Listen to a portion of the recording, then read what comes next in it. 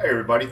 Hey, thanks for tuning in again. Hey, listen, I want to let you know something. Unless they're coming from Serbia, Venezuela, where it's going through a shit hit the fan situation, Chechnya, unless they've actually lived through a shit hit the fan, don't let people tell you what you do and don't need for a shit hit the fan situation, including me. I've never lived through one. I guess what I'm trying to say is I believe one's going to occur. I think there's going to be an economic collapse, and I am doing what I think is right for my family and in my situation. I just got a response to a video I did, my last video, pertaining to why I stacked silver. Now, I don't think the guy was trying to be rude or mean or anything, but he basically said all the silver in the world is not going to save you in a shit hit the fan situation. Well, I say to that guy, unless you served in Serbia, unless you're messaging me right now from downtown Venezuela where they're actually going through it. By the way, they were sniping people in Serbia. They were sniping kids and whatnot. I mean, look up Serbia, what was happening in Serbia and Chechnya during that crisis. Unless you're, unless you're messaging me, leaving messages on my videos from downtown Venezuela where there's no food anymore to eat, then you could tell me what to prep and what not to prep, what would be a waste of time. And I recommend that to you folks who are prepping. You got to do what's right for you and your family. And what's right for me is a little bit of everything to give me that little extra edge. I said it before, I do believe there's going to be an economic crisis. I'm sorry. I see it in the cards. So how am I prepping? I'm not telling you what to prep. Obviously, food, water, that sort of thing. I figure prepping is like four pillars. Sometimes one pillar is going to be taller than the other, but four pillars should equate to a well-rounded, not perfect prepping. First pillar is going to be your food, your water, all your preps, your alternate heating sources, maybe your solar panels, you name it. Alternate cooking sources, you name it. Your second pillar might be your guns, your ammos, to protect the food and your family. That sort of thing, your knives, your flashlights in case power goes out. That's going to be in your second pillar. Your third pillar is going to be your trading mechanism. In your third pillar, you're going to have everything you want to use for trading. It could be Jack Daniels, it could be aspirin, it could be Bic lighters. By the way, in Serbia, the people, you know what they said? Their biggest was like gold, was Bic lighters. Bic lighters was like gold in Serbia during the crisis. So in that trading, Bic lighters, it could be cans of food, smaller cans of food and whatnot. It could be toothpaste, you name it. It could be anything that you think you could trade. And in mine, I have all that, but I also have silver for my investments. The thing about trading mechanisms, when one fails, and I do believe the dollar will fail, another trading mechanism always takes its place. It always has and always will. The dollar can go to zero. Silver and gold can never go to zero. First of all, it's biblical. It's been around since before Jesus came to this planet. It can never go to zero because it always costs something to mine out of the ground, to dig out of the ground. So that's your third pillar, your mechanisms of trading, anything you'd want to use to trading. Your fourth pillar would be your community or like-minded people who are going to be with you and help support you in a time of need.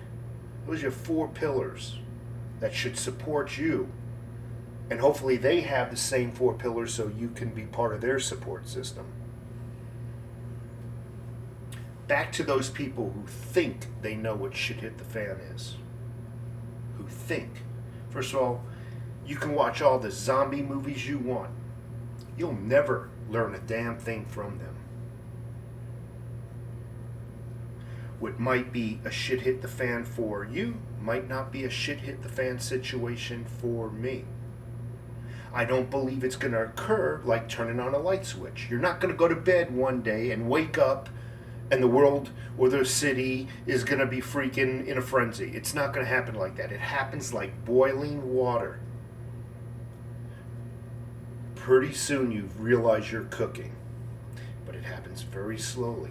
And a situation, like I said, for me, might be different from the guy across the street. His might occur tomorrow. He might get fired, and he has a mortgage, a car payment, and a sick child. When he gets fired, he's in shit situation, a shit hit the fan situation. Whereas you and I something might happen a month later or 2 months later down the road, and we're in a shit hit the fan situation. And then slowly it just starts happening to other people until an entire community is in that. That's how I believe it's going to happen when the financial collapse occurs. Financially, you might make it a couple of weeks or a couple of months or a year longer than me due to your financial abilities and your job. So do not listen to these folks unless they come from Serbia, Chechnya, or Venezuela, or they've been through the crap. They shouldn't tell you and I what to store and what not to store. You and I, we just have to make the decision that is best for us and our family. I know I'm repeating myself. And for me, it's a little bit of everything. I don't know, I can't stand Jack Daniels. But you know what? Somebody gave me a couple of bottles for Christmas. Guess what? It's going in my preps. Because you can believe it. In a time of stress, there's going to be somebody who wants to get a little freaking self-medicated, if you know what I mean. So for me, it could be Jack Daniels. For you, who knows? So I collect a little bit of everything. And for that person who told me that stacking silver, all the silver in the world would not help me or save me in a shit hit the fan situation, I kind of agree with you. But a little bit of everything, like I just said, will give me an edge over the person who has nothing. It'll give you an edge over the person that has nothing. There's a lot of silver haters out there. And they're always bashing investing and stacking silver. And I can tell you this, right now in Spain, there's what they call bank runs. Now think of this. You've got some people in Spain who have monthly obligations, financial obligations. They're at this amount. But the banks are only allowing them to withdraw this amount. That money's not theirs then, if they can't take it out. What I'm trying to say is if you don't hold it, you don't own it, the stock market can go to zero.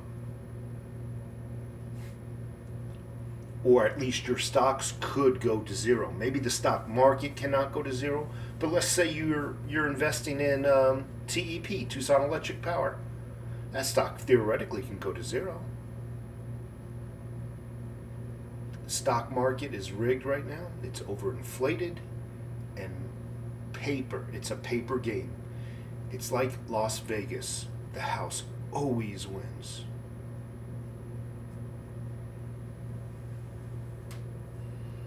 If you don't hold it, meaning if it's not in your possession, if you don't hold it, you don't own it. Somebody could take it away from you at any time or diminish it at any time.